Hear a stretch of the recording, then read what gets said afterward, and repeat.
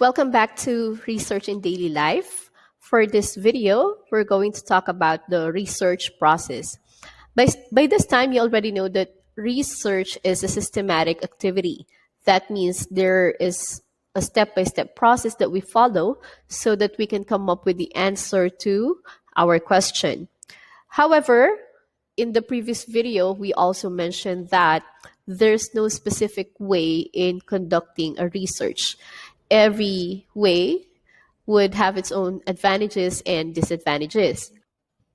The research process would also not be the same for all types of research. Say, for example, for quantitative research, we follow the step-by-step procedure, but for qualitative research, we can innovate and we can improvise. However, it is still very important for a researcher to know and understand how the research process goes. So let's start with how is research done. The research process starts with a problem, and then research design and methodology, theory and hypotheses, sampling and data collection, data presentation, interpretation and analysis, and formulating conclusions and recommendations.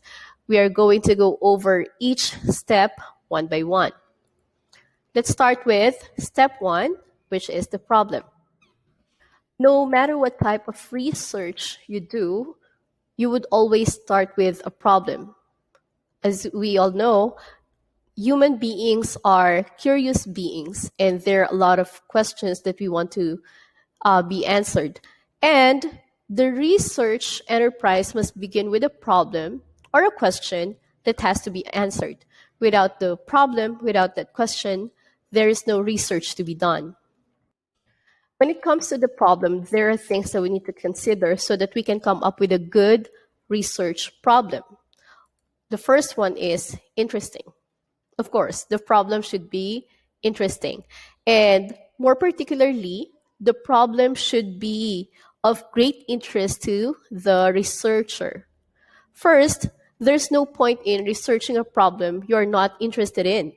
And this interest in the problem can also act as a motivator for the researcher to find answer to that problem. For example, there is this researcher in the field of business. If that researcher is going to study about how to market during the time of the pandemic, then that problem would be interesting to him. One reason could be because it is part of his or her discipline. However, it doesn't mean that a person cannot do research outside his or her discipline. It is also possible. Some researchers do research outside their field of study only because they are interested in that problem. Still, we can say that interest is an important element in trying to come up with a research problem. Now, the second one is it should be relevant. Just like the previous characteristic, there's no point investigating if the problem is not relevant. A researcher must look beyond his or her own interest and look at the larger picture. Remember, in the previous video, we said that we do research not only for ourselves, but also for the benefit of the society. Say, for example, a teacher or a researcher would like to know the best way to conduct online classes during the pandemic. In a way, he is doing research for his own benefit. But after the research, the result can also help other teachers in their conduct of their classes. In that context, the study is not only relevant to the teacher, but also to other people.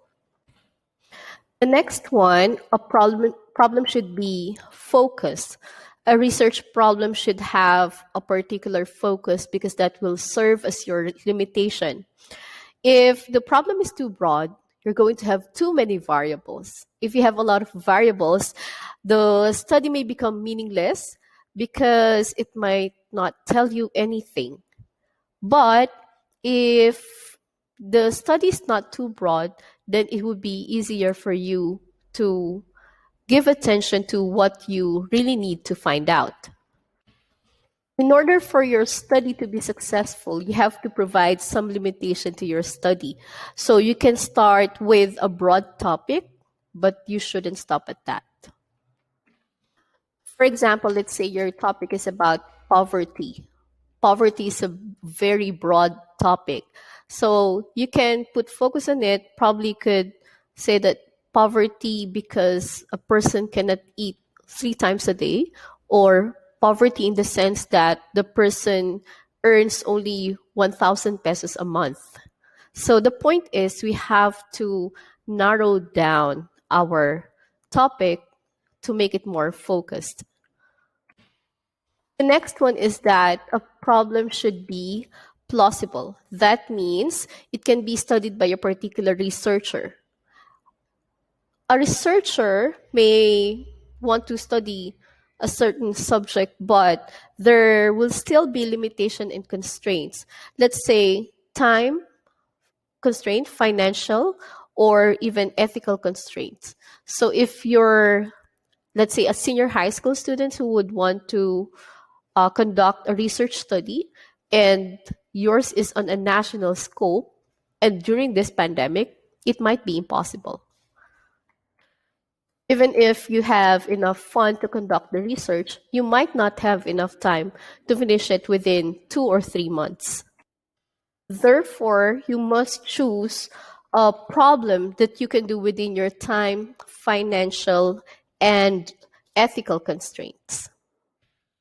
A research problem should also be verifiable. That means another researcher must be able to verify or falsify the result of your research. That means that the study should be realistic and not part of a fantasy, and your data should be gathered and should be found in reality. Of course, there are other characteristics of a research problem, but just this 5 will help you come up with a well stated and well focused research problem. And once you have a well stated and well focused research problem, the research will also be successful.